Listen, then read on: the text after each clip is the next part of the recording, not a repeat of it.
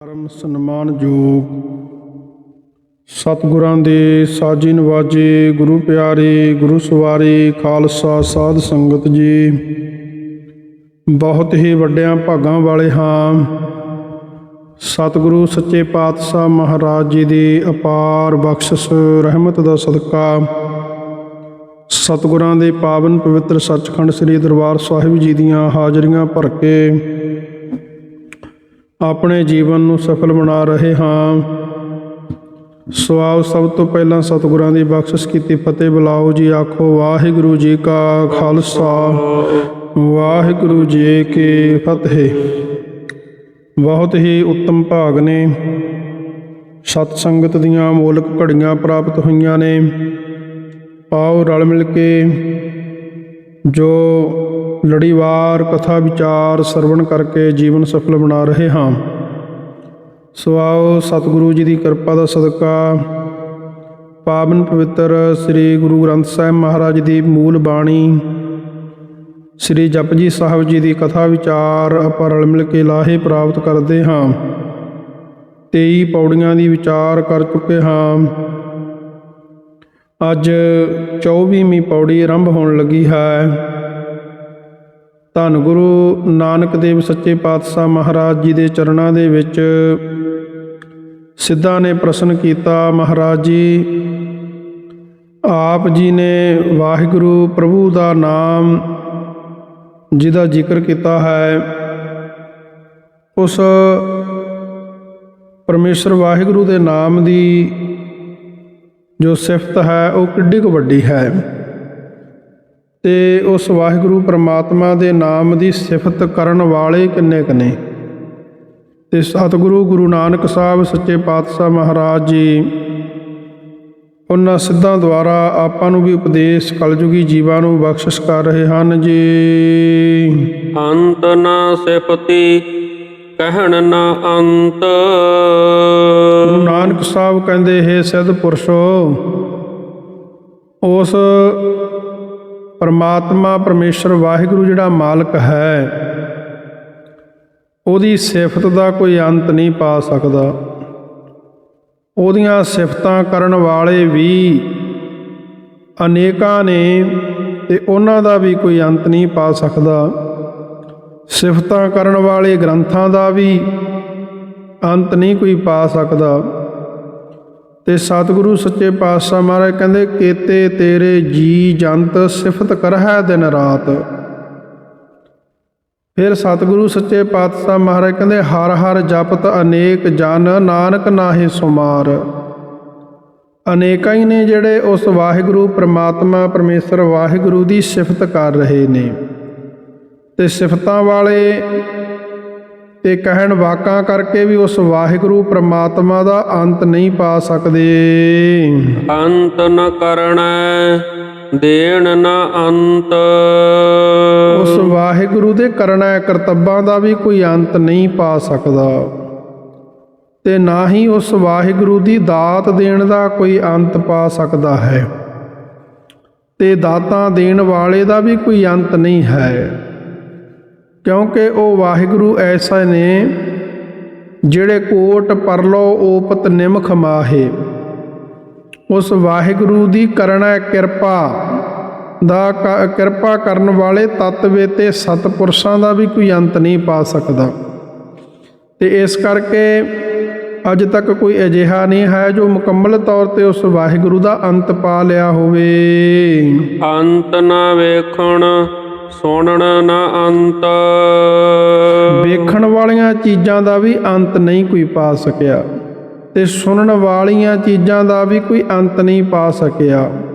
ਜੋ ਵਾਹਿਗੁਰੂ ਵੇਖਣ ਦ੍ਰਿਸ਼ਟਾ ਰੂਪ ਹੋ ਕੇ ਸਾਰਿਆਂ ਨੂੰ ਦੇਖ ਰਿਹਾ ਹੈ, ਉਹਦਾ ਵੀ ਕੋਈ ਅੰਤ ਨਹੀਂ ਹੈ।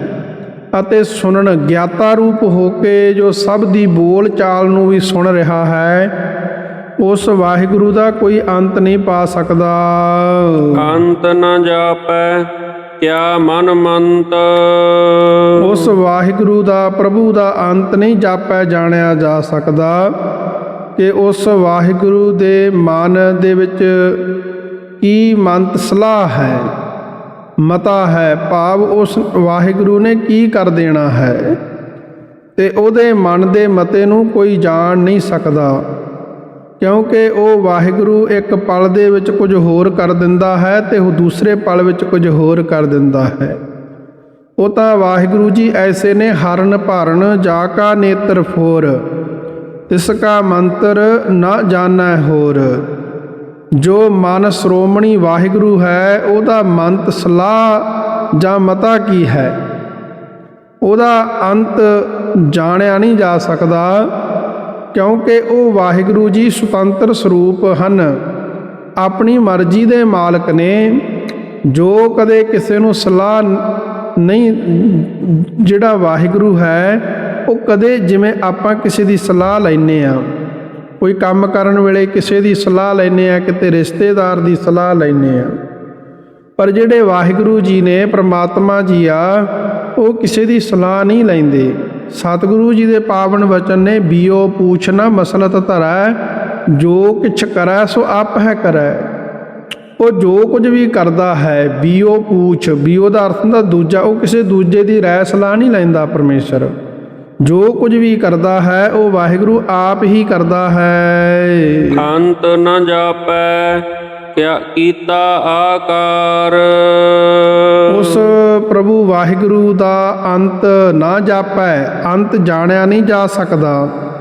ਜਿਨੇ ਇਸ ਸੰਸਾਰ ਦਾ ਆਕਾਰ ਕਹੀਏ ਪਸਾਰਾ ਕੀਤਾ ਹੈ, ਉਸ ਪ੍ਰਭੂ ਨੇ ਇਸ ਸੰਸਾਰ ਦਾ ਜੋ ਆਕਾਰ ਪਸਾਰਾ ਬਣਾਇਆ ਹੈ, ਤੇ ਇਸ ਪਸਾਰੇ ਦਾ ਵੀ ਅੰਤ ਨਾ ਜਾਪੈ, ਅੰਤ ਨਹੀਂ ਜਾਣਿਆ ਜਾ ਸਕਦਾ, ਕਿਉਂਕਿ ਉਹ ਵਾਹਿਗੁਰੂ ਪਰਮੇਸ਼ਰ ਵਾਹਿਗੁਰੂ ਨੇ ਸਾਰੇ ਨਿਰਗੁਣ ਤੇ ਸਰਗੁਣ ਸਰੂਪ ਪਰਮੇਸ਼ਰ ਵਾਹਿਗੁਰੂ ਨੇ ਪੈਦਾ ਕੀਤੇ ਨੇ।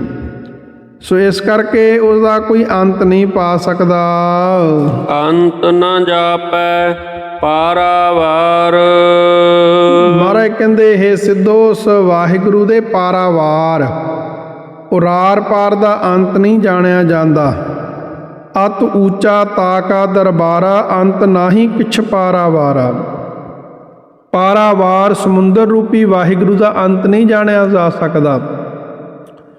ਉਹ ਵਾਹਿਗੁਰੂ ਨੇ, ਪ੍ਰਭੂ ਪਰਮੇਸ਼ਰ ਵਾਹਿਗੁਰੂ ਦੁਆਰਾ ਹੀ ਇਹ ਲੋਕ ਤੇ ਪ੍ਰਲੋਕ ਜਿਹੜੇ ਨੇ, ਇਹ ਸਾਰੇ ਉਸ ਵਾਹਿਗੁਰੂ ਦੇ ਰਚੇ ਨੇ। ਤੇ ਗੁਰਮੁਖ ਪਿਆਰਿਓ, ਪਾਰਾਵਾਰ ਸਾਰੇ ਫੈਲਾਅ ਦਾ ਵੀ ਅੰਤ ਨਹੀਂ ਜਾਣਿਆ ਜਾਂਦਾ। ਤੇ ਫਿਰ ਉਸ ਵਾਹਿਗੁਰੂ ਦਾ ਅੰਤ ਕਿਵੇਂ ਆ ਸਕਦਾ, ਇਹ ਪ੍ਰਸ਼ਨ। ਕਹਿੰਦੇ ਉਹਦੇ ਪਾਰਾਵਾਰ, ਆਰ ਪਾਰ ਦਾ ਗਿਆਨ ਵਿਰਾਗ ਦੁਆਰਾ ਅੰਤ ਨਾ ਜਾਪੈ, ਜਾਣਿਆ ਨਹੀਂ ਜਾ ਸਕਦਾ। ਭਾਵ ਉਹ ਵਾਹਿਗੁਰੂ ਬੇਅੰਤ ਹੈ, ਜਿਹਦਾ ਕਿਸੇ ਪ੍ਰਕਾਰ ਕਰਕੇ ਵੀ ਅੰਤ ਨਹੀਂ ਕੋਈ ਪਾ ਸਕਦਾ। ਨਾਲ ਕੁਟੰਬ ਸਾਥ ਵਰਦਾਤਾ, ਬ੍ਰਹਮਾ ਭਾਲਨ ਸ੍ਰਿਸ਼ਟ ਗਿਆ। ਆਗੈ ਅੰਤ ਨਾ ਪਾਇਓ ਤਾਕਾ, ਕੰਸ ਛੇਦ ਕਿਆ ਵੱਡਾ ਭਇਆ। ਤੇ ਕਹਿੰਦੇ ਜਿਸ ਵੇਲੇ ਵਾਹਿਗੁਰੂ ਨੇ ਏਕ ਤੋਂ ਅਨੇਕ ਹੋਣ ਦੀ ਇੱਛਾ ਕੀਤੀ, ਤਾਂ ਸਭ ਤੋਂ ਪਹਿਲਾਂ ਵਿਸ਼ਨੂੰ ਦੀ ਨਾਭੀ ਕਮਲ ਚੋਂ ਬ੍ਰਹਮਾ ਨੂੰ ਪੈਦਾ ਕੀਤਾ। ਇਹ ਸੰਤ ਗਿਆਨੀ ਹਰੀ ਸਿੰਘ ਜੀ ਰੰਧਾਵੇ ਵਾਲੇ ਮਹਾਂਪੁਰਖਾਂ ਨੇ ਆਪਣੇ ਸ੍ਰੀ ਗੁਰੂ ਗ੍ਰੰਥ ਸਾਹਿਬ ਸਟੀਕ ਦੇ ਵਿੱਚ ਇਹ ਲਿਖਿਆ। ਤੇ ਉਸ ਸਮੇਂ ਬ੍ਰਹਮਾ ਨੂੰ ਕਹਿੰਦੇ ਹੰਕਾਰ ਹੋ ਗਿਆ ਕਿ ਮੈਂ ਖੁਦ ਬਾ ਖੁਦ ਹੀ ਹਾਂ, ਮੇਰਾ ਕਰਤਾ ਕੋਈ ਨਹੀਂ। ਕਹਿੰਦੇ ਤਾਂ ਬ੍ਰਹਮਾ ਨੂੰ ਆਕਾਸ਼ਬਾਣੀ ਹੋ ਗਈ ਕਿ ਹੇ ਬ੍ਰਹਮਾ, ਤੇਰੀ ਉਤਪਤੀ ਇਸ ਕਮਲ ਦੇ ਫੁੱਲ ਤੋਂ ਹੋਈ ਆ, ਇਹੋ ਤੇਰਾ ਕਰਤਾ। ਇਹ ਸੁਣ ਕੇ ਕਹਿੰਦੇ ਬ੍ਰਹਮਾ ਨੂੰ ਹੰਕਾਰ ਹੋ ਗਿਆ। ਤੇ ਬ੍ਰਹਮਾ ਨੇ ਹੰਕਾਰ ਦੇ ਨਾਲ ਕਿਹਾ ਕਿ ਇਹ ਕਿਵੇਂ ਹੋ ਸਕਦਾ ਵੀ ਇੱਕ ਛੋਟਾ ਜਿਹਾ ਜੜ ਜਿਹੜਾ ਫੁੱਲ ਆ, ਵੀ ਮੇਰਾ ਕਰਤਾ ਕਿਵੇਂ ਹੋ ਸਕਦਾ। ਆਕਾਸ਼ਬਾਣੀ ਹੋਈ ਵੀ ਇਹ ਕਮਲ ਫੁੱਲ ਹੀ ਤੇਰਾ ਕਰਤਾ ਹੈ। ਕਹਿੰਦੇ ਹੰਕਾਰ ਦੇ ਵਿੱਚ ਆ ਕੇ ਬ੍ਰਹਮਾ ਨੇ ਕਮਲ ਦੇ ਫੁੱਲ ਨੂੰ ਲੱਤ ਮਾਰੀ, ਤਾਂ ਜਿਹੜਾ ਬ੍ਰਹਮਾ ਕਮਲ ਦੀ ਨਾਭੀ ਨਾਲੀ ਦੇ ਵਿੱਚ ਡਿੱਗ ਪਿਆ। ਤੇ ਇਹ ਲਿਖਿਆ ਮਹਾਂਪੁਰਖਾਂ ਨੇ, ਬਾਬਾ ਹਰੀ ਸਿੰਘ ਜੀ ਰੰਧਾਵੇ ਵਾਲੇ ਮਹਾਂਪੁਰਖਾਂ ਨੇ। ਕਹਿੰਦੇ 18,000 ਯੁੱਗਾਂ ਦੀ ਚੌਂਕੜੀ ਉਸ ਨਾਲੀ ਦੇ ਅੰਤ ਪਾਰਾਵਾਰ ਨੂੰ ਹੀ ਲੱਭਦਾ ਰਿਹਾ। ਕਹਿੰਦੇ ਫਿਰ ਵੀ ਉਸ ਕਮਲ ਨਾਭ ਦਾ ਅੰਤ ਨਾ ਪਾ ਸਕਿਆ। ਭਾਵ ਜਦੋਂ ਬ੍ਰਹਮਾ ਵਰਗਾ ਉਸ ਦੀ ਸਾਜੀ ਕਮਲ ਨਾਭ ਦਾ ਅੰਤ ਨਹੀਂ ਪਾ ਸਕਿਆ, ਤੇ ਕਹਿੰਦੇ ਫਿਰ ਉਸ ਵਾਹਿਗੁਰੂ ਦਾ ਅੰਤ ਕੌਣ ਕਿਵੇਂ ਪਾ ਸਕਦਾ ਹੈ? ਅੰਤ ਕਾਰਨ ਕੇਤੇ ਬਿਲ ਲਾਹੇ। ਉਸ ਵਾਹਿਗੁਰੂ ਦੇ ਅੰਤ ਨੂੰ ਪਾਉਣ ਕਰਕੇ ਮਹਾਰਾਜ ਕਹਿੰਦੇ ਕਿੰਨੇ ਜੀਵ ਹੀ ਬਿਲਲਾਹੇ ਬਿਰਲਾਪ ਕਰਦੇ ਹਨ। ਤਾਕੇ ਅੰਤ ਨ ਪਾਏ ਜਾਹੇ। ਵਾਹਿਗੁਰੂ ਦਾ ਅੰਤ ਸਿਰਾ ਕਿਸੇ ਪਾਸੋਂ ਵੀ ਪਾਇਆ ਨਹੀਂ ਜਾਂਦਾ। ਭਾਵ ਤਾਕੇ ਤਿੰਨਾਂ ਜੀਵਾਂ ਦੇ ਵੀ ਅੰਤ ਨਹੀਂ ਪਾਏ ਜਾਂਦੇ ਜੋ ਵਾਹਿਗੁਰੂ ਦਾ ਅੰਤ ਪਾਉਣ ਦਾ ਯਤਨ ਕਰਦੇ ਹਨ। ਇਹੋ ਅੰਤ ਨ ਜਾਣੈ ਕੋਏ। ਕਹਿੰਦੇ ਇਸ ਮਨੁੱਖ ਦਾ ਅੰਤ ਤਾਂ ਹੋ ਜਾਂਦਾ ਹੈ ਪਰੰਤੂ ਉਸ ਵਾਹਿਗੁਰੂ ਦੇ ਅੰਤ ਨੂੰ ਨਹੀਂ ਕੋਈ ਪਾ ਸਕਦਾ। ਇਹੋ ਅੰਤ ਉਹਦਾ ਇਹੋ ਅੰਤ ਸਮਝ ਨਾ ਕਰੋ ਕਿ ਉਸ ਵਾਹਿਗੁਰੂ ਨੂੰ ਕੋਈ ਜਾਣ ਨਹੀਂ ਸਕਦਾ। ਬਹੁਤਾ ਕਹੀਐ ਬਹੁਤਾ ਹੋਏ। ਕਿਉਂਕਿ ਜਿੰਨਾ ਬਹੁਤਾ ਜਸ ਉਸ ਵਾਹਿਗੁਰੂ ਦਾ ਕਿਹਾ ਜਾਂਦਾ ਹੈ ਉਹਨਾਂ ਹੋਰ ਬਹੁਤਾ ਜਸ ਹੋ ਰਿਹਾ ਹੈ, ਹੋ ਹੀ ਜਾਂਦਾ ਹੈ। ਤੇ ਇਸ ਕਰਕੇ ਕਹਿੰਦੇ ਜਿਵੇਂ ਅਨਲ ਮਨਲ ਪੰਛੀ ਜਿੰਨਾ ਉੱਚਾ ਆਕਾਸ਼ ਦੇ ਵਿੱਚ ਉੱਡਦਾ ਓਨਾ ਹੀ ਹੋਰ ਉੱਚਾ ਆਕਾਸ਼ ਦਿਖਾਈ ਦੇਣ ਲੱਗ ਪੈਂਦਾ ਹੈ। ਬਹੁਤੋ ਬਹੁਤ ਬਖਾਣੀਐ ਉੱਚੋ ਉੱਚਾ ਥਾਓ। ਕਹਿੰਦੇ ਉਸ ਵਾਹਿਗੁਰੂ ਦਾ ਜਸ ਜਿੰਨਾ ਕਰਦੇ ਆ ਤੇ ਹੋਰ ਜ਼ਿਆਦਾ ਜਸ ਹੁੰਦਾ ਹੈ।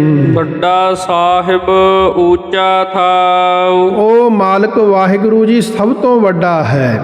ਉਹਦਾ ਸੱਚਖੰਡ ਵਾਲਾ ਸਥਾਨ ਵੀ ਬਹੁਤ ਉੱਚਾ ਹੈ ਤੇ ਉਸ ਵਾਹਿਗੁਰੂ ਦਾ ਸਤਸੰਗਤ ਰੂਪ ਸਥਾਨ ਵੀ ਸਭ ਤੋਂ ਉੱਚਾ ਹੈ। ਭਾਵ ਸਤਸੰਗ ਦੇ ਵਿੱਚ ਪਰਮੇਸ਼ਰ ਦਾ ਨਿਵਾਸ ਹੁੰਦਾ ਹੈ। ਕਹਿੰਦੇ ਮਿਲ ਸਤ ਸੰਗਤ ਖੋਜ ਦਸਾਈ ਵਿੱਚ ਸੰਗਤ ਹਰ ਪ੍ਰਭ ਵਸਾ ਜੀਓ। ਕਹਿੰਦੇ ਵੀ ਇੱਕ ਵਾਰੀ ਨਾਰਦ ਜੀ ਨੇ ਮਨ ਦੇ ਵਿੱਚ ਵਿਚਾਰ ਕੀਤੀ ਕਿ ਪਰਮੇਸ਼ਰ ਦੇ ਦਰਸ਼ਨ ਕਰਨ ਚੱਲੀਏ। ਕਹਿੰਦੇ ਜਦੋਂ ਦਰਸ਼ਨ ਕਰਨ ਵਾਸਤੇ ਗਏ ਨਾਰਦ ਮੁਨੀ ਜੀ ਸਭ ਤੋਂ ਪਹਿਲਾਂ ਬੈਕੁੰਠ ਦੇ ਵਿੱਚ ਗਏ। ਉੱਥੇ ਪਰਮੇਸ਼ਰ ਜੀ ਨਾ ਮਿਲੇ। ਫਿਰ ਖੀਰ ਨਿੱਧ ਵਿੱਚ ਗਏ ਤੇ ਉੱਥੇ ਵੀ ਪ੍ਰਮਾਤਮਾ ਦੇ ਦਰਸ਼ਨ ਨਾ ਹੋਏ। ਕਹਿੰਦੇ ਫਿਰ ਆਪਣੇ ਦਵਾਰਕਾ ਬਿੰਦਰਾਵਨ ਅਯੁੱਧਿਆ ਆਦਿਕ ਤੀਰਥਾਂ ਤੇ ਗਏ।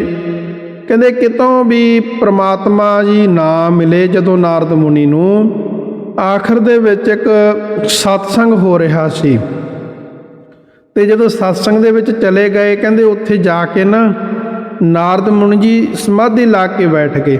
ਕਹਿੰਦੇ ਉੱਥੇ ਸਤਸੰਗ ਦੇ ਵਿੱਚੋਂ ਪਰਮੇਸ਼ਰ ਦੇ ਦਰਸ਼ਨ ਹੋ ਗਏ ਤੇ ਨਾਰਦ ਮੁਨੀ ਜੀ ਨਾਰਾਜ਼ ਹੋ ਕੇ ਪੁੱਛਣ ਲੱਗੇ ਵੀ ਹੇ ਪ੍ਰਮਾਤਮਾ ਜੀ ਮੈਂ ਤੁਹਾਨੂੰ ਕਿੰਨੀਆਂ ਥਾਵਾਂ ਤੇ ਲੱਭਿਆ ਤੇ ਆਪ ਜੀ ਕਿਤੇ ਵੀ ਨਾ ਮਿਲੇ ਤੇ ਹੁਣ ਤੁਸੀਂ ਇੱਥੇ ਸਤਸੰਗ ਦੇ ਵਿੱਚ ਹੋ।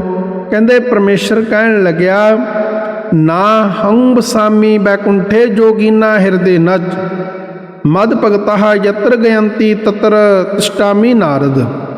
ਕਹਿਣ ਲੱਗੇ ਹੇ ਨਾਰਦ ਮੈਂ ਬੈਕੁੰਠ ਸਵਰਗ ਦੇ ਵਿੱਚ ਨਹੀਂ ਵਸਦਾ ਤੇ ਨਾ ਮੈਂ ਜੋਗੀਆਂ ਦੇ ਹਿਰਦੇ ਉਹਨਾਂ ਦੇ ਹਿਰਦੇ ਵਿੱਚ ਵਸਦਾ ਕਿਉਂਕਿ ਉਹਨਾਂ ਦੇ ਅੰਦਰ ਹੰਕਾਰ ਹੈ ਤੇ ਮੈਨੂੰ ਹੰਕਾਰ ਵੀ ਚੰਗਾ ਨਹੀਂ ਲੱਗਦਾ।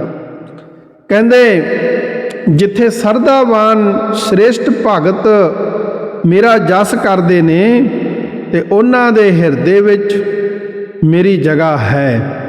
ਇਸ ਲਈ ਜੇ ਮੈਨੂੰ ਲੱਭਣਾ ਹੈ ਤਾਂ ਤੂੰ ਸਤਸੰਗ ਦੇ ਵਿੱਚੋਂ ਲੱਭਿਆ ਕਰ ਕਿਉਂਕਿ ਮੈਂ ਸਤਸੰਗ ਦੇ ਵਿੱਚ ਵਸਦਾ ਹਾਂ।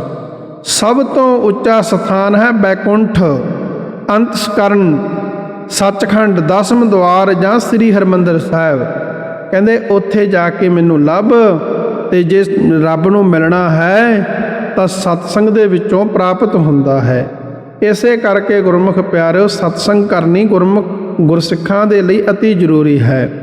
ਤੇ ਸਤਸੰਗ ਦੇ ਵਿੱਚੋਂ ਸਾਡਾ ਮਨ ਜਿਹੜਾ ਹੈ ਜਦੋਂ ਅਸੀਂ ਗੁਰਬਾਣੀ ਦੀ ਵਿਚਾਰ ਗੁਰੂ ਗਿਆਨ ਦੀ ਵਿਚਾਰ ਸੁਣਦੇ ਹਾਂ ਮਨ ਟਿਕਦਾ ਹੈ, ਗੁਰੂ ਦਾ ਗਿਆਨ ਪ੍ਰਾਪਤ ਹੁੰਦਾ ਹੈ।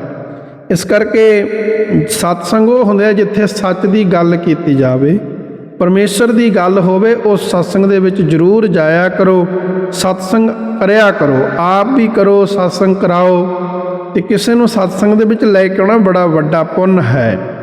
ਇਸ ਕਰਕੇ ਭਾਈ ਸਤਿਗੁਰੂ ਸੱਚੇ ਪਾਤਸ਼ਾਹ ਮਹਾਰਾਜ ਕਹਿੰਦੇ ਸਤਸੰਗ ਦੇ ਵਿੱਚ ਪਰਮੇਸ਼ਰ ਦੀ ਪ੍ਰਾਪਤੀ ਹੁੰਦੀ ਹੈ। ਤੇ ਫਿਰ ਕਹਿੰਦੇ ਸਿੱਧ ਪੁੱਛਣ ਲੱਗੇ ਵੀ ਮਹਾਰਾਜ ਉਹ ਤੋਂ ਵੀ ਉੱਚਾ ਕੋਈ ਹੈ? ਤਾਂ ਗੁਰੂ ਸਾਹਿਬ ਜੀ ਧੰਨ ਗੁਰੂ ਨਾਨਕ ਦੇਵ ਪਾਤਸ਼ਾਹ ਉੱਤਰ ਦਿੰਦੇ ਨੇ ਸਿੱਧਾਂ ਨੂੰ, ਉੱਚੇ ਉੱਪਰ ਉੱਚਾ ਨਾਉ। ਮਹਾਰਾਜ ਕਹਿੰਦੇ ਜਿੰਨਾ ਉੱਚਾ ਮਕਾਨ ਹੁੰਦਾ ਹੈ ਉਸ ਉੱਚੇ ਮਕਾਨ ਦੇ ਉੱਪਰ ਪਹੁੰਚਣ ਦੇ ਲਈ ਉਨੀ ਉੱਚੀ ਪੌੜੀ ਦੀ ਵੀ ਜ਼ਰੂਰਤ ਹੁੰਦੀ ਆ, ਜਾਂ ਉਸ ਉੱਚੇ ਮਕਾਨ ਦੀ ਉਨੀ ਉੱਚੀ ਪੌੜੀ ਹੁੰਦੀ ਹੈ। ਸੋ ਇਸੇ ਪ੍ਰਕਾਰ ਕਹਿੰਦੇ ਉਸ ਉੱਚੇ ਪ੍ਰਮਾਤਮਾ ਦੀ ਪ੍ਰਾਪਤੀ ਦਾ ਸਾਧਨ ਉੱਚਾ ਹੈ। ਉਹ ਕਿਹਾ ਉੱਚਾ ਨਾਮ ਹੈ। ਹੋਰ ਕੋਈ ਕਰਮ ਉਪਾਸਨਾ ਭੇਦ ਗਿਆਨ ਆਦਿਕ ਕੋਈ ਵੀ ਸਾਧਨ ਓਨਾ ਉੱਚਾ ਨਹੀਂ ਪਹੁੰਚ ਸਕਦਾ। ਇਹ ਸਾਰੇ ਥੱਲੇ ਰਹਿ ਜਾਂਦੇ ਨੇ। ਸਾਰੀਆਂ ਕਿਰਿਆਵਾਂ ਨਾਮ ਕਰਕੇ ਸਫਲੀਆਂ ਹੁੰਦੀਆਂ ਨੇ। ਤੇ ਇਸ ਕਰਕੇ ਸਤਿਗੁਰੂ ਜੀ ਕਹਿੰਦੇ ਨਾਮ ਦੇ ਬਰਾਬਰ ਕੋਈ ਵੀ ਸਾਧਨ ਨਹੀਂ। ਪੁੰਨ ਦਾਨ ਜਪ ਤਪ ਜੇਤੇ ਸਭ ਉਪਰ ਨਾਮ। ਉਹ ਵਾਹਿਗੁਰੂ ਪ੍ਰਮਾਤਮਾ ਦਾ ਪਰਮੇਸ਼ਰ ਵਾਹਿਗੁਰੂ ਦਾ ਜਿਹੜਾ ਨਾਮ ਹੈ ਉਹ ਸਭ ਤੋਂ ਉੱਚਾ ਹੈ। ਏਵੜ ਉੱਚਾ ਹੋਵੇ ਕੋਈ। ਕਹਿੰਦੇ ਮਹਾਰਾਜ ਕਹਿੰਦੇ ਸਿੱਧੋ ਇੰਨਾ ਵੱਡਾ ਪਰਮੇਸ਼ਰ ਵਾਹਿਗੁਰੂ ਦਾ ਨਾਮ ਹੈ। ਜੇ ਕੋਈ ਉਹਦਾ ਨਾਮ ਸਿਮਰਨ ਉਚਾਈ ਵਾਲੀ ਪੌੜੀ ਦੇ ਉੱਪਰ ਚੜ੍ਹ ਜਾਵੇ ਤਾਂ ਮਹਾਰਾਜ ਕਹਿੰਦੇ ਉਹ ਵੀ ਉੱਚਾ ਹੋ ਜਾਂਦਾ ਹੈ। ਤਿਸ ਉੱਚੇ ਕਾ ਜਾਣੈ ਸੋਏ। ਉਸ ਵਾਹਿਗੁਰੂ ਪ੍ਰਮਾਤਮਾ ਜੀ ਨੂੰ ਸੋਏ ਉਹੀ ਜਾਣ ਸਕਦਾ ਹੈ। ਪਰੰਤੂ ਸੱਚ ਤਾਂ ਇਹ ਹੈ ਕਿ ਜੀਵੜ ਆਪ ਜਾਣੈ ਆਪ ਆਪ। ਉਸ ਉੱਚੇ ਪ੍ਰਭੂ ਪ੍ਰਮਾਤਮਾ ਜੀ ਨੂੰ ਸੋਏ ਉਹੀ ਜਾਣ ਸਕਦਾ ਹੈ। ਪਰੰਤੂ ਸੱਚ ਮਹਾਰਾਜ ਕਹਿੰਦੇ ਸੱਚ ਤਾਂ ਇਹ ਆ ਵੀ ਜੀਵੜ ਆਪ ਜਾਣੈ ਆਪ ਆਪ। ਜਿੱਡਾ ਵੱਡਾ ਉਹ ਵਾਹਿਗੁਰੂ ਆਪ ਆ ਓਨਾ ਹੀ ਉਹ ਵਾਹਿਗੁਰੂ ਆਪਣੇ ਆਪ ਨੂੰ ਆਪ ਹੀ ਜਾਣਦਾ ਹੈ। ਅਰਥਾਤ ਕਹਿੰਦੇ ਵੀ ਹੋਰ ਕੋਈ ਦੂਜਾ ਨਹੀਂ ਜਾਣ ਸਕਦਾ। ਨਾਨਕ ਨਦਰੀ ਕਰਮੀ ਦਾਤ। ਸਤਿਗੁਰੂ ਸੱਚੇ ਪਾਤਸ਼ਾਹ ਜੀ ਕਹਿੰਦੇ ਉਸ ਵਾਹਿਗੁਰੂ ਦੀ ਨਦਰੀ ਕਿਰਪਾ ਦ੍ਰਿਸ਼ਟੀ ਦੇ ਨਾਲ ਕਰਮੀ ਬਖਸ਼ਿਸ਼ ਦੀ ਦਾਤ ਮਿਲਦੀ ਹੈ। ਉਹ ਨਦਰੀ ਪ੍ਰਭੂ ਆਪ ਹੀ ਕਰਮੀ ਜੀਵਾਂ ਨੂੰ ਸਤਿਗੁਰੂ ਜੀ ਕਹਿੰਦੇ ਦਾਤਾਂ ਬਖਸ਼ਿਸ਼ ਕਰਦਾ ਹੈ। ਬਹੁਤਾ ਕਰਮ ਲਿਖਿਆ ਨਾ ਜਾਏ। ਸਤਿਗੁਰੂ ਸੱਚੇ ਪਾਤਸ਼ਾਹ ਮਹਾਰਾਜ ਜੀ ਜਦੋਂ ਸਿੱਧਾਂ ਦੇ ਨਾਲ ਵਾਰਤਾ ਕਰ ਰਹੇ ਨੇ, ਫਿਰ ਸਿੱਧਾਂ ਨੇ ਪ੍ਰਸ਼ਨ ਕੀਤਾ, ਮਹਾਰਾਜ ਆਪ ਕਿਰਪਾ ਕਰਕੇ ਦੱਸੋ ਵੀ ਉਹ ਪ੍ਰਮਾਤਮਾ ਬ੍ਰਹਮ ਗਿਆਨ ਜਾਂ ਜੀਵਨ ਮੁਕਤੀ ਆਦੀਆਂ ਬਖਸ਼ਿਸ਼ਾਂ ਕਿਵੇਂ ਕਰਦਾ? ਤੇ ਗੁਰੂ ਨਾਨਕ ਸਾਹਿਬ ਕਹਿੰਦੇ ਬਹੁਤਾ ਕਰਮ ਲਿਖਿਆ ਨਾ ਜਾਏ। ਸਿੱਧੋ ਉਸ ਵਾਹਿਗੁਰੂ ਦਾ ਕਰਮ ਕਰਤੱਵ ਭਾਵ ਬਖਸ਼ਿਸ਼ ਬਹੁਤਾ ਕਹਿੰਦੇ ਬਹੁਤ ਸਾਰਾ ਹੈ ਵੀ ਜਿਹੜਾ ਕਿਸੇ ਵੀ ਲਿਖਾਰੀ ਦੇ ਕੋਲੋਂ ਲਿਖਿਆ ਨਹੀਂ ਜਾ ਸਕਦਾ। ਤੇ ਉਹ ਸੰਸਾਰ ਦੀ ਉਤਪਤੀ ਪਾਲਣਾ ਤੇ ਲੈਤਾ ਕਰਦਾ ਹੈ। ਇਹ ਸਾਰੇ ਕਰਤੱਵ ਵਾਹਿਗੁਰੂ ਕਰਦਾ ਵਾ। ਇਹਨਾਂ ਨੂੰ ਕੋਈ ਲਿਖ ਨਹੀਂ ਸਕਦਾ ਵੀ ਉਹ ਜੀਵਾਂ ਨੂੰ ਬਖਸ਼ਿਸ਼ਾਂ ਕਿਵੇਂ ਕਰਦਾ ਵਾ। ਇਹਦਾ ਭੇਦ ਵੀ ਕੋਈ ਅੱਜ ਤੱਕ ਜਾਣ ਨਹੀਂ ਸਕਿਆ। ਮਹਾਰਾਜ ਗੁਰੂ ਨਾਨਕ ਸਾਹਿਬ ਕਹਿੰਦੇ ਸਿੱਧੋ ਜਿਹੜਾ ਉਸ ਵਾਹਿਗੁਰੂ ਦਾ ਜਗਤ ਦੇ ਰਚਣ ਦਾ ਕਰਤੱਵ ਹੈ ਇਹ ਵੀ ਬਹੁਤ ਵੱਡਾ ਹੈ, ਜਿਹੜਾ ਕਿਸੇ ਦੇ ਪਾਸੋਂ ਵੀ ਲਿਖਿਆ ਨਹੀਂ ਜਾ ਸਕਦਾ। ਸੱਚ ਵਡਾਈ ਕੀਮ ਨਾ ਪਾਈ, ਕੁਦਰਤ ਕਰਮ ਨਾ ਕਹਿਣਾ ਜਾਈ। ਕਹਿੰਦੇ ਇੱਕ ਮਹਾਂਪੁਰਖ ਨਾਮ ਸਿਮਰਨ ਵਾਲੇ ਸੀ। ਜਦੋਂ ਸਰੀਰ ਤਿਆਗਣ ਲੱਗੇ ਤਾਂ ਉਸ ਵੇਲੇ ਉਹਨਾਂ ਦੇ ਸੇਵਕ ਨੇ ਜਾਂਦੀ ਵਾਰ ਦਾ ਉਪਦੇਸ਼ ਪੁੱਛਿਆ ਵੀ ਸਾਡੇ ਜੀਵਨ ਵਿੱਚ ਕੰਮ ਆਉਣ ਵਾਲਾ ਕੋਈ ਉਪਦੇਸ਼ ਦਿਓ। ਮਹਾਂਪੁਰਖਾਂ ਨੇ ਕਿਹਾ ਵੀ ਕਿ ਸਾਡੇ ਸਵਾਸ ਹੁਣ ਥੋੜ੍ਹੇ ਰਹਿ ਗਏ ਨੇ ਤੇ ਤੁਹਾਡੇ ਕੋਲ ਬਹੁਤ ਮਾਇਆ ਹੈ।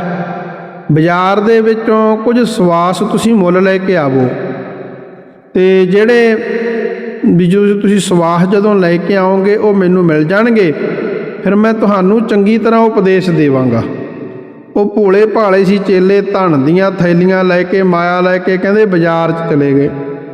ਸੁਨਿਆਰਿਆਂ ਦੀਆਂ ਦੁਕਾਨਾਂ 'ਤੇ, ਬਜਾਜਾਂ ਦੀਆਂ ਦੁਕਾਨਾਂ 'ਤੇ, ਬਾਣੀਆਂ ਦੀਆਂ ਦੁਕਾਨਾਂ 'ਤੇ ਘੁੰਮਦੇ ਫਿਰਦੇ ਨੇ ਵੀ ਸਾਨੂੰ ਸਵਾਸ ਦੇ ਦਿਓ। ਕਹਿੰਦੇ ਸਵਾਸ ਕਿਤੋਂ ਨਾ ਮੁੱਲ ਮਿਲੇ। ਸਾਰਿਆਂ ਨੇ ਕਿਹਾ ਵੀ ਭਲਿਓ ਸਵਾਸ ਵੀ ਕਿਤੇ ਮੁੱਲ ਮਿਲਦੇ ਹੁੰਦੇ ਨੇ। ਜਾਓ ਤੁਸੀਂ ਵਾਪਸ ਆਪਣੇ ਗੁਰੂ ਦੇ ਕੋਲ, ਉਹ ਤੋਂ ਕੋਈ ਤੁਸੀਂ ਅਰਥ ਭਾਵ ਪੁੱਛ ਲਓ।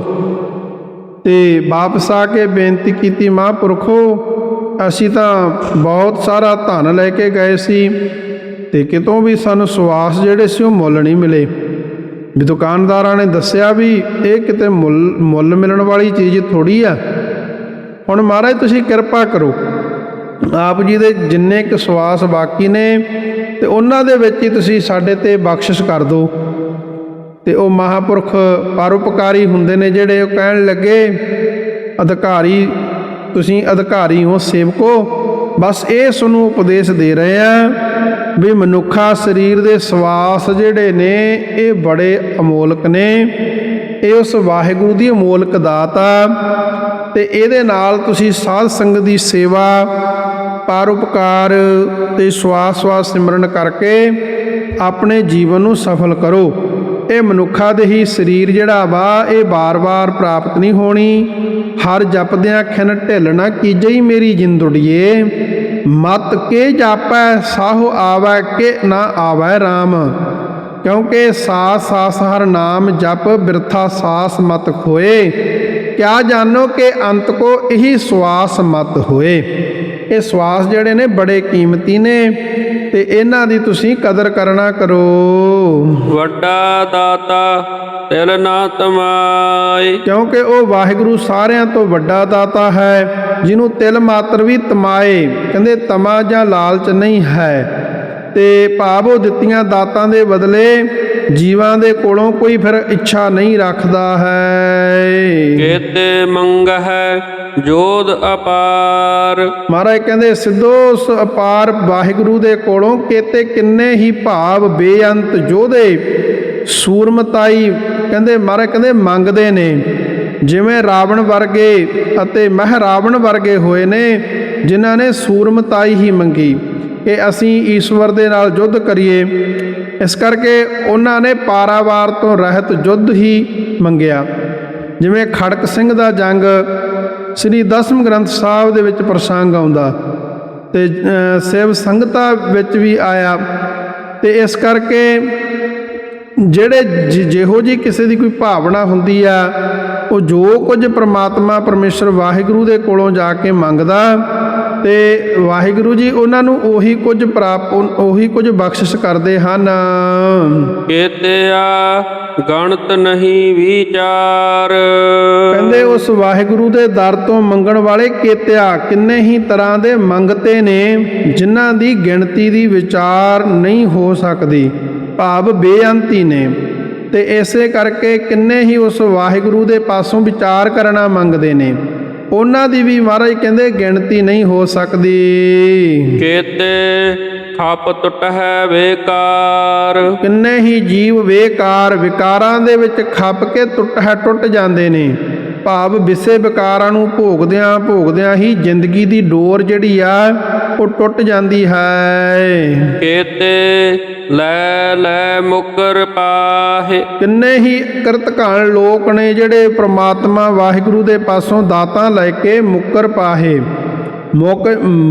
ਜਾਂਦੇ ਨੇ ਕਿ ਸਾਨੂੰ ਰੱਬ ਨੇ ਕੁਝ ਨਹੀਂ ਦਿੱਤਾ, ਜੋ ਸਾਨੂੰ ਮਿਲਿਆ ਹੈ ਤੇ ਉਹ ਅਸੀਂ ਆਪਣੀ ਮਿਹਨਤ ਨਾਲ ਪ੍ਰਾਪਤ ਕੀਤਾ ਹੈ। ਕਿੰਨੇ ਹੀ ਲੋਕ ਨੇ ਸੰਸਾਰ ਵਿੱਚ ਜਿਹੜੇ ਦੂਜਿਆਂ ਦੇ ਕੋਲੋਂ ਵਸਤੂਆਂ ਲੈ ਕੇ ਮੁੱਕਰ ਜਾਂਦੇ ਨੇ ਤੇ ਕਹਿਣਗੇ ਵੀ ਅਸੀਂ ਤਾਂ ਕੁਝ ਲਿਆ ਹੀ ਨਹੀਂ ਹੈ। ਕਹਿੰਦੇ ਭਾਈ ਮਾਲਾ ਸਿੰਘ ਤੇ ਭਾਈ ਲਹੌਰਾ ਸਿੰਘ ਦੋਵੇਂ ਹੀ ਗੁਰੂ ਕਲਗੀਧਰ ਪਾਤਸ਼ਾਹ ਮਹਾਰਾਜ ਜੀ ਦੇ ਸਿੱਖ ਸਨ। ਤੇ ਭਾਈ ਲਹੌਰਾ ਸਿੰਘ ਜਿਹੜਾ ਸੀ ਉਹ ਸਾਹਿਬਜ਼ਾਦਿਆਂ ਦਾ ਖਿਡਾਵਾ ਸੀ। ਦੋਵਾਂ ਦੇ ਘਰ ਵੀ ਆਪਸ ਦੇ ਵਿੱਚ ਨੇੜੇ ਸੀ। ਇੱਕ ਵਾਰੀ ਕਹਿੰਦੇ ਭਾਈ ਲਹੌਰਾ ਸਿੰਘ ਨੇ ਭਾਈ ਮਾਲਾ ਸਿੰਘ ਤੋਂ ਕੁਝ ਪੈਸੇ ਉਧਾਰ ਲਏ ਤੇ ਆਖਿਆ ਵੀ ਮੈਂ ਤੈਨੂੰ ਜਲਦੀ ਵਾਪਸ ਕਰ ਦੇਵਾਂਗਾ। ਕਾਫੀ ਸਮਾਂ ਲੰਘ ਗਿਆ ਤੇ ਕਾਫੀ ਸਮਾਂ ਲੰਘੇ ਤੋਂ ਬਾਅਦ ਜਦੋਂ ਭਾਈ ਮਾਲਾ ਸਿੰਘ ਨੇ ਉਧਾਰ ਦਿੱਤੇ ਹੋਏ ਪੈਸਿਆਂ ਦੀ ਮੰਗ ਕੀਤੀ ਵੀ ਭਾਈ ਮੈਨੂੰ ਹੁਣ ਪੈਸੇ ਦੇ ਦੇ, ਬੜਾ ਸਮਾਂ ਹੋ ਗਿਆ। ਲਹੌਰਾ ਸਿੰਘ ਜਿਹੜਾ ਸੀ ਉਹ ਸਾਫ਼ ਹੀ ਮੁੱਕਰ ਗਿਆ, ਕਹਿਣ ਲੱਗੇ ਮੈਂ ਤਾਂ ਤੇਰੇ ਤੋਂ ਪਾਸੋਂ ਕੋਈ ਪੈਸਾ ਲਿਆ ਹੀ ਨਹੀਂ। ਤੇ ਜੇ ਸਿੱਖ ਪਾਸੋਂ ਸਿੱਖ ਲੈ ਕੇ ਖਾਵੇ ਤਾਂ ਉਹਦਾ ਹਿਸਾਬ ਕਿਤਾਬ ਕਾਹਦਾ। ਤੇ ਨਾਲ ਹੱਸ ਕੇ ਕਹਿਣ ਲੱਗਾ ਵੀ ਇਹ ਗੁਰਪ੍ਰਤਾਪ ਸੂਰਜ ਗ੍ਰੰਥ ਦੇ ਵਿੱਚ ਕਵੀ ਸੰਤੋਖ ਸਿੰਘ ਜੀ ਨੇ ਲਿਖਿਆ, ਸੁਣਿਓ ਲਾਹੌਰਾ ਸਿੰਘ ਐਮ ਪੁੰਨ ਬਾਕ ਕਹੰਦਾ, ਲੇਖਾ ਕੋਈ ਨਾ ਪੁੱਛੀ ਜਾਂ ਗੁਰ ਬਖਸ਼ੰਦਾ। ਕਹਿੰਦਾ ਵੀ ਜਦੋਂ ਗੁਰੂ ਜੀ ਬਖਸ਼ਣਹਾਰ ਨੇ ਤੇ ਫਿਰ ਹਿਸਾਬ ਕਿਤਾਬ ਕੌਣ ਪੁੱਛੂਗਾ। ਭਾਈ ਮਾਲਾ ਸਿੰਘ ਨੇ ਸਾਰੀ ਗੱਲ ਗੁਰੂ ਕਲਗੀਧਰ ਪਾਤਸ਼ਾਹ ਜੀ ਨੂੰ ਜਾ ਕੇ ਦੱਸੀ।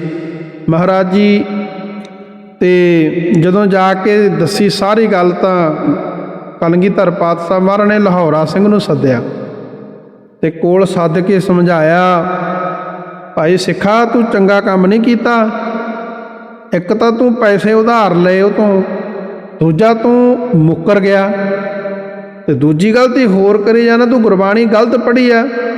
ਤੇਰੀ ਭਲਾਈ ਇਸੇ ਗੱਲ ਦੇ ਵਿੱਚ ਆ ਵੀ ਤੂੰ ਪਹਿਲੇ ਤਾਂ ਗੁਰਬਾਣੀ ਸ਼ੁੱਧ ਪੜ੍ਹਿਆ ਕਰ, ਤੇ ਫਿਰ ਜਿਹੜੇ ਤੂੰ ਤੋਂ ਪੈਸੇ ਲਏ ਨੇ ਉਧਾਰ ਉਹ ਸਿੱਖ ਨੂੰ ਵਾਪਸ ਕਰ ਦੇ। ਸਤਿਗੁਰੂ ਗੁਰੂ ਨਾਨਕ ਸਾਹਿਬ ਜੀ ਦੇ ਬਚਨ ਨੇ, ਹੱਕ ਪਰਾਇਆ ਨਾਨਕਾ ਉਸ ਸੂਅਰ ਉਸ ਗਾਏ, ਗੁਰਪੀਰ ਹਮ ਤਾਂ ਪਰੇ ਜਾ ਮੁਰਦਾਰ ਨਾ ਖਾਏ। ਤੇ ਗੁਰੂ ਕਲਗੀਧਰ ਪਾਤਸ਼ਾਹ ਜੀ ਦੇ ਬਚਨ ਸੁਣ ਕੇ ਭਾਈ ਲਾਹੌਰਾ ਸਿੰਘ ਆਪਣੇ ਆਪ ਹੀ ਸ਼ਰਮਿੰਦਾ ਹੋ ਕੇ ਚੁੱਪ ਕਰ ਗਿਆ।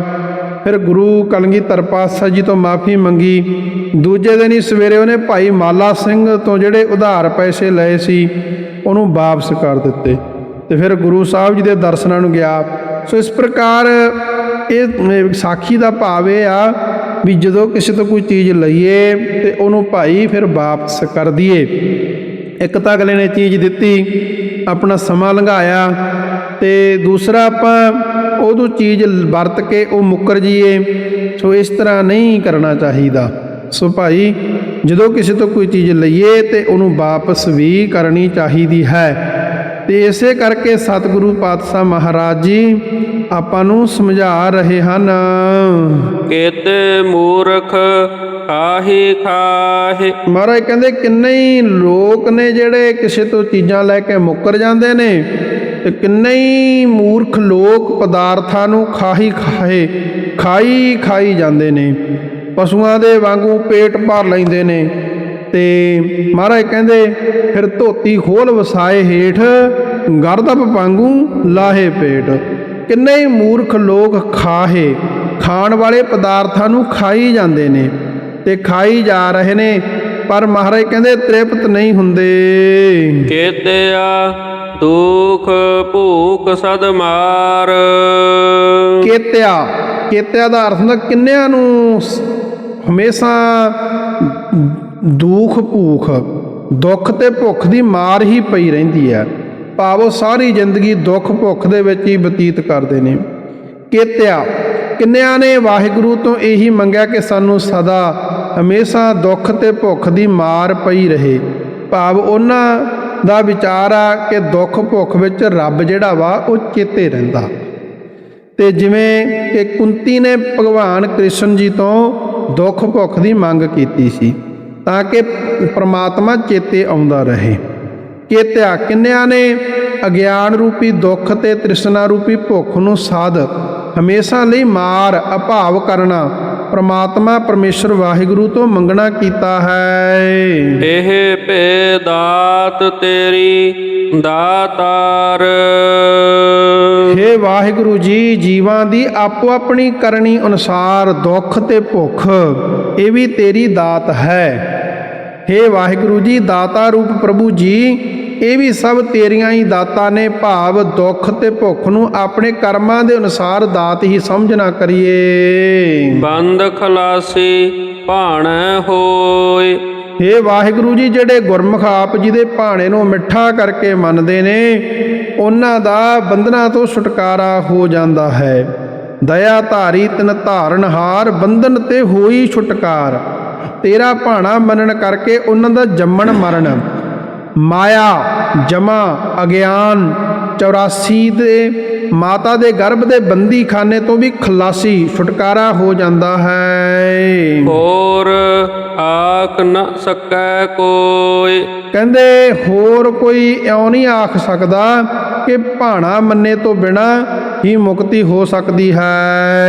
ਜੇ ਕੋ ਖਾਇਕ ਆਖਣ ਪਾਏ। ਕਹਿੰਦੇ ਜੇ ਕੋਈ ਖਾਇਕ ਮੂਰਖ ਇਸ ਗੱਲ ਨੂੰ ਆਖੇ, ਕਹਿਣ ਦੀ ਹਿੰਮਤ ਕਰੇ ਕਿ ਵਾਹਿਗੁਰੂ ਦੇ ਭਾਣੇ ਤੋਂ ਬਗੈਰ ਵੀ ਕੁਝ ਹੋ ਰਿਹਾ ਹੈ, ਤੇ ਮਹਾਰਾਜ ਕਹਿੰਦੇ ਜੇ ਕੋਈ ਮੂਰਖ ਕਹੇ ਕਿ ਮੈਂ ਸੁਤੰਤਰ ਹਾਂ, ਮੁਕਤ ਹਾਂ, ਅਹੰ ਬ੍ਰਹਮ ਹਾਂ, ਮੈਂ ਖੁਦਾ ਹਾਂ, ਮੈਂ ਆਪ ਹੀ ਬੰਧਨਾਂ ਤੋਂ ਮੁਕਤ ਹਾਂ, ਮੈਂ ਆਪ ਹੀ ਅਗਿਆਨ ਨੂੰ ਮੇਟ ਸਕਦਾ ਹਾਂ, ਉਹ ਜਾਣੈ ਜੇਤੀਆ ਮੋਹ ਖਾਏ। ਤਾਂ ਫਿਰ ਉਹ ਜਾਣਦਾ ਹੈ ਜੇਤੀਆ, ਜਿੰਨੀਆਂ ਤਰਕਾਂ ਰੂਪ ਲਾਹਣਤਾਂ ਰੂਪ ਜਮਾਂ ਦੀਆਂ ਚੋਟਾਂ ਮੂੰਹ ਤੇ ਖਾਂਦਾ ਹੈ, ਭਾਵ ਮੋਹ ਦੀਆਂ ਸੱਟਾਂ ਖਾਂਦਾ ਹੈ। ਆਪੇ ਜਾਣੈ ਆਪੇ ਦੇ। ਕਹਿੰਦੇ ਉਹ ਵਾਹਿਗੁਰੂ ਆਪ ਹੀ ਸਾਰੇ ਜੀਵਾਂ ਦੇ ਬਾਰੇ ਜਾਣਦਾ ਹੈ ਤੇ ਆਪ ਹੀ ਉਹਨਾਂ ਨੂੰ ਰੋਜੀ ਦਿੰਦਾ ਹੈ, ਤੇ ਉਹ ਵਾਹਿਗੁਰੂ ਆਪ ਹੀ ਸਾਰੇ ਜੀਵਾਂ ਦੇ ਕਰਮਾਂ ਬਾਰੇ ਜਾਣਦਾ ਹੈ ਤੇ ਆਪ ਹੀ ਸਾਰਿਆਂ ਨੂੰ ਫਲ ਭੁਗਤਾਉਂਦਾ ਹੈ।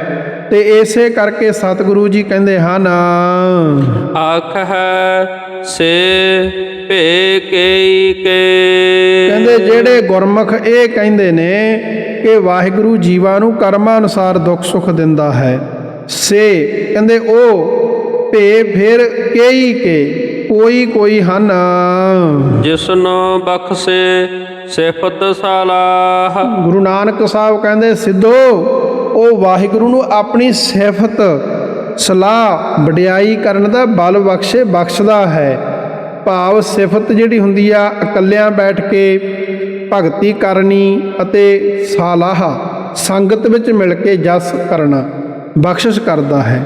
ਸਿਫਤ ਸਲਾਹ ਕੀਰਤਨ ਭਗਤੀ ਬਖਸ਼ਦਾ ਹੈ। ਉਹ ਸਿਫਤਾਂ ਦਾ ਮਾਲਕ ਵਾਹਿਗੁਰੂ ਜੀ ਨੂੰ ਵੀ ਆਪਣੀ ਸਲਾਹੁਣਾ ਬਖਸ਼ਦਾ ਹੈ। ਨਾਨਕ ਪਾਤਸ਼ਾਹੀ ਪਾਤਸ਼ਾਹ। ਕਹਿੰਦੇ ਉਹ ਵਾਹਿਗੁਰੂ ਦੇ ਸਰੂਪ ਭਗਤੀ ਰੂਪੀ ਪਾਤਸ਼ਾਹੀ ਪ੍ਰਾਪਤ ਕਰਕੇ ਦੁਨੀਆ ਦੇ ਪਾਤਸ਼ਾਹਾਂ ਦਾ ਵੀ ਪਾਤਸ਼ਾਹ ਬਣ ਜਾਂਦਾ ਹੈ। ਕੋਟ ਲਾਖ ਸਰਬ ਕੋ ਰਾਜਾ ਜਿਸ ਹਿਰਦੈ ਨਾਮ ਤੁਮਾਰਾ।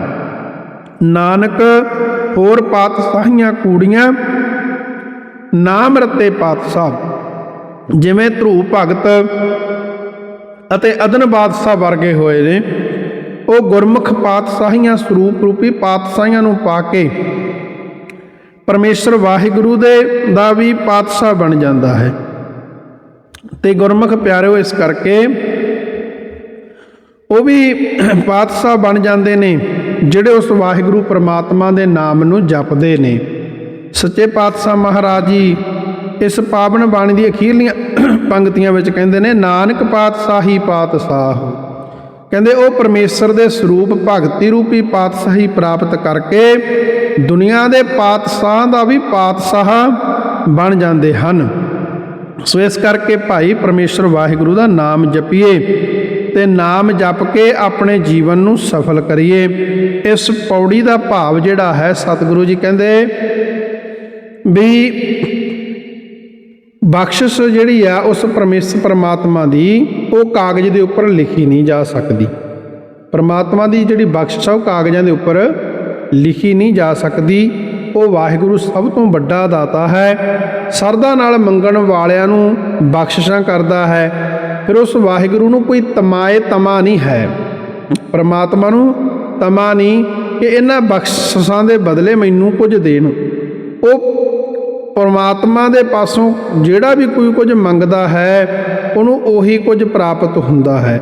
ਕਿੰਨੇ ਹੀ ਪਾਰਾਵਾਰ ਤੋਂ ਰਹਿਤ ਜੋਦੜੀਆਂ ਮਿੰਨਤਾਂ ਕਰਨ ਵਾਲੇ ਮੰਗਦੇ ਨੇ, ਕਿੰਨੇ ਹੀ ਪਰਮਾਤਮਾ ਦੀਆਂ ਬਖਸ਼ਿਸ਼ਾਂ ਮੰਗਦੇ ਨੇ, ਕਿੰਨੇ ਹੀ ਵਿਕਾਰਾਂ ਵਿੱਚ ਖੱਪ ਕੇ ਟੁੱਟ ਕੇ ਮਰ ਜਾਂਦੇ ਨੇ, ਕਿੰਨਿਆਂ ਨੂੰ ਦੁੱਖ ਭੁੱਖ ਦੀ ਸਦਾ ਹੀ ਮਾਰ ਪਈ ਰਹਿੰਦੀ ਆ।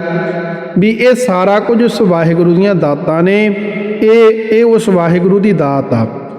ਤੇ ਜਿਹਨੂੰ ਆਪਣੀ ਸਿਫਤ ਸਲਾਹ ਕੀਰਤਨ ਭਗਤੀ ਬਖਸ਼ਦਾ ਉਹ ਪਾਤਸ਼ਾਹਾਂ ਦਾ ਪਾਤਸ਼ਾਹ ਬਣ ਜਾਂਦਾ। ਸੋ ਇਸ ਕਰਕੇ ਉਹ ਸਰੂਪ ਰੂਪੀ ਤਖਤ ਦਾ ਸਾਹੋ ਮਾਲਕ ਬਣ ਜਾਂਦਾ ਹੈ। ਸੋ ਸਤਿਗੁਰੂ ਜੀ ਕਿਰਪਾ ਕਰਨ, ਆਪਾਂ ਨੂੰ ਵੀ ਆਪਣੀ ਸਿਫਤ ਸਲਾਹ ਬਖਸ਼ਿਸ਼ ਕਰਨ, ਸਿਫਤ ਸਲਾਹ ਕਰਕੇ ਉਸ ਵਾਹਿਗੁਰੂ ਦੀ ਤੇ ਆਪਾਂ ਜੀਵਨ ਸਫਲ ਕਰੀਏ। ਹੋਈਆਂ ਬੇਅੰਤ ਭੁੱਲਾਂ ਦੀ ਮਾਫੀ ਸਤਿਗੁਰੂ ਮਹਾਰਾਜ ਸਤਿਗੁਰਾਂ ਦੀ ਸੰਗਤ ਮਾਫੀ ਬਖਸ਼ ਕਰਨ। ਜੋ ਸਿਧਾਂਤ ਮਹਾਰਾਜ ਨੇ ਬਖਸ਼ਿਆ ਇਹਨੂੰ ਹਿਰਦੇ ਵਿੱਚ ਵਸਾਈਏ, ਗੁਰਸਿੱਖੀ ਕਮਾਈਏ, ਲੋਕ ਸੁਖੀਏ ਪਰਲੋਕ ਸੁਹੇਲੇ ਹੋਈਏ। ਇੱਥੇ ਹੀ ਆਖਰੀਆਂ ਪੰਕਤੀਆਂ ਪੜ੍ਹ ਕੇ ਸਮਾਪਤੀ ਕਰੀਏ ਜੀ। ਜਿਸਨੋ ਬਖਸ਼ੇ ਸਿਫਤ ਸਿਫਤ ਸਲਾਹ, ਸਲਾਹ ਨਾਨਕ ਪਾਤਸ਼ਾਹੀ ਪਾਤਸ਼ਾਹ। ਵਾਹਿਗੁਰੂ ਜੀ ਕਾ ਖਾਲਸਾ ਵਾਹਿਗੁਰੂ ਜੀ ਕੀ ਫਤਿਹ।